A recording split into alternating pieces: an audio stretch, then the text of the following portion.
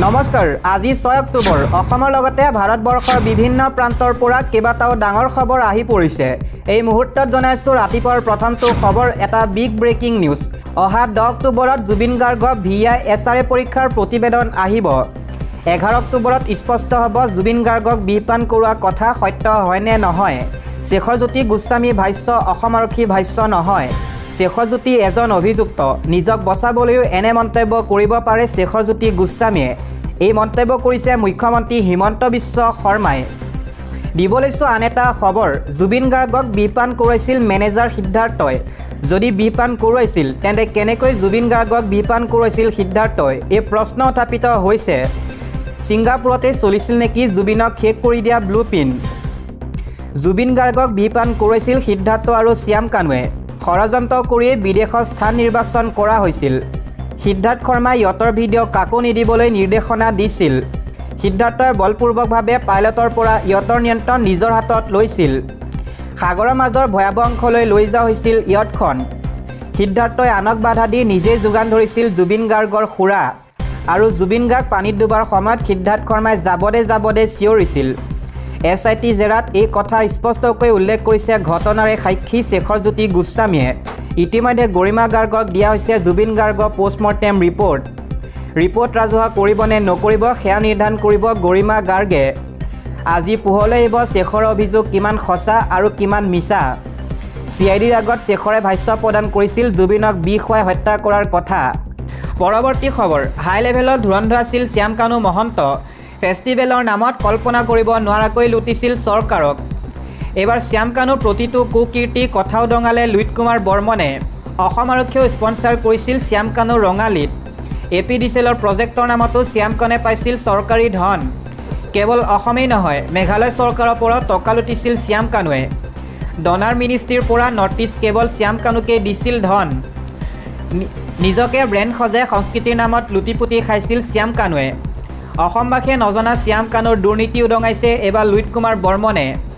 শ্যাম কানুৰ প্ৰতিটো কুকীৰ্তি কথা উদঙাই দিছে লুইত কুমাৰ বৰ্মনে দিবলৈছো আন এটা খবৰ জুবিন গাৰ্গৰ ঘটনাক লৈ ওলাই আছে ন তথ্য নাকে মুখে ফেন ওলাই সাগৰৰ পাৰত পৰি আছিল জুবিন গাৰ্গ মুখেৰে ফেন ওলোৱাৰ পিছতো সিদ্ধাৰ্থই দিয়া নাছিল গুৰুত্ব অচেতন হৈ পৰি থকাৰ পাছতো গুৰুত্ব দিয়া নাছিল জুবিন গাৰ্গক ইয়তৰ ভিডিঅ' প্ৰচাৰ নকৰিবলৈকো ভাবুকি দিছিল মেনেজাৰ সিদ্ধাৰ্থ শৰ্মাই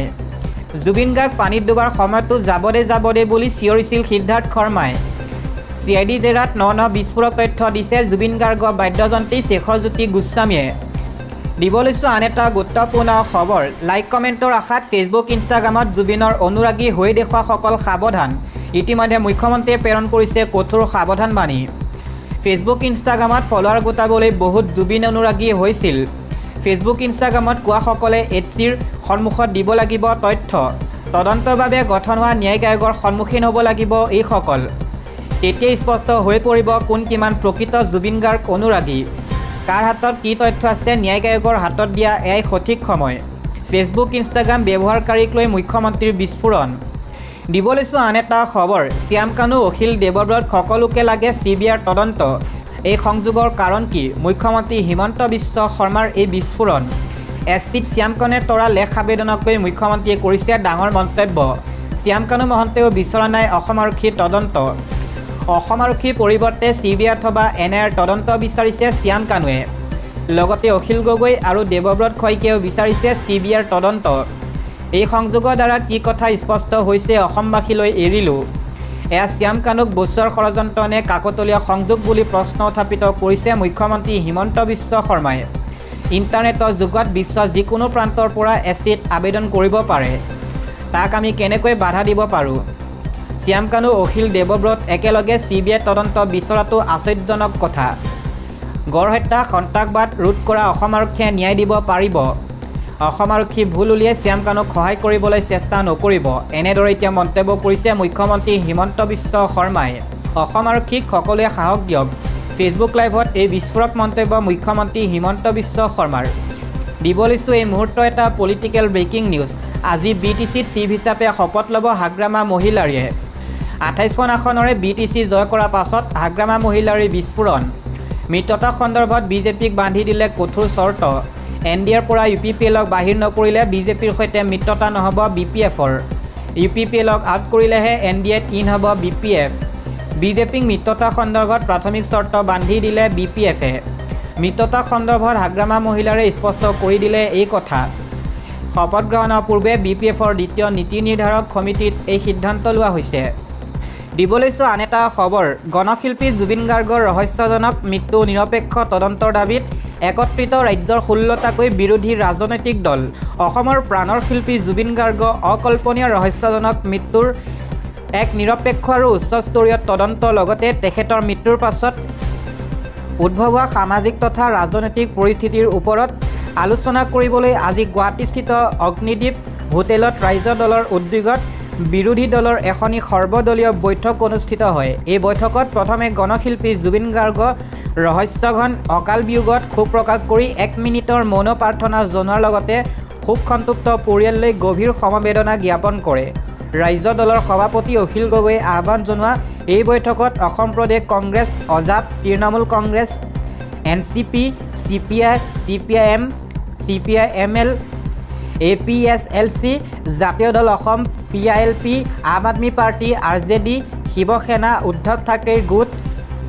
ফৰৱাৰ্ড ব্লক আৰু জনজাগৰণ মঞ্চৰ সৰ্বমুঠ 16টা বিৰোধী ৰাজনৈতিক দলৰ নেতৃত্বৰ লগতে প্ৰতিনিধিসকলে অংশগ্ৰহণ কৰি কেইবাটাও প্ৰস্তাৱ সৰ্বসন্মতিক্ৰমে গ্ৰহণ কৰে। সভাত অংশগ্ৰহণ কৰা প্ৰস্তাৱ অনুসৰি জুবিন গাৰ্গৰ ৰহস্যজনক মৃত্যু আৰু সমগ্ৰ ঘটনাৱলীৰ তদন্ত প্ৰক্ৰিয়া গুৱাহাটী উচ্চ ন্যায়ালয় মুখ্য ন্যায়াধীশৰ নিৰীক্ষণত ক্ষিপ্ৰতাৰে সম্পন্ন কৰিবলৈ চৰকাৰক দাবী উত্থাপন কৰা হয়। গণশিল্পীগৰাকীৰ মৃত্যুৰ প্ৰকৃত ৰহস্য উদ্ঘাটন নোহোৱা পৰ্যন্ত সভাত উপস্থিত বিৰোধী ৰাজনৈতিক দলসমূহ ক্ষান্ত নহয় আৰু ঐক্যবদ্ধতাৰে ন্যায়ৰ যুঁজত আগবাঢ়িব বুলিও গুৰুত্বপূৰ্ণ প্ৰস্তাৱ গ্ৰহণ কৰা হয়। এই ক্ষেত্ৰত 16টাকৈ বিৰোধী ৰাজনৈতিক দলে সন্মিলিতভাৱে গুৱাহাটী উচ্চ ন্যায়ালয়ৰ মুখ্য ন্যায়াধীশক পত্ৰ প্ৰেৰণ কৰিব বুলিও বৈঠকত সিদ্ধান্ত গ্ৰহণ কৰা হয়। ৰাইজ দলে আয়োজন কৰা এক সভাত নৰ্থ ইষ্ট ফেষ্টিভেলৰ নামত সংঘটিত সন্দেহজনক অৰ্থনৈতিক অপৰাধৰ লগতে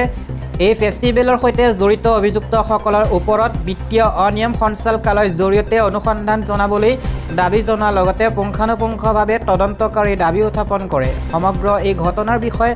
ৰাজ্যপালৰ লগতে দেশৰ ৰাষ্ট্ৰপতিক সাক্ষাৎ কৰি পৃথকে পৃথকে স্মাৰক পত্ৰ প্ৰদান কৰিব বুলিও সভাত সিদ্ধান্ত গ্ৰহণ কৰা হয়। জুবিন গাৰ্গৰ ৰহস্যজনক ঘটনা সম্পৰ্কীয় তদন্ত অগ্ৰগতিৰ খতিয়ান অৱগত কৰিবলৈ ৰাজ্য চৰকাৰক এখনি সৰ্বদলীয় সভা আহ্বান কৰিবলৈ দাবী উত্থাপন কৰি আন এক সিদ্ধান্ত গ্ৰহণ কৰা হয়।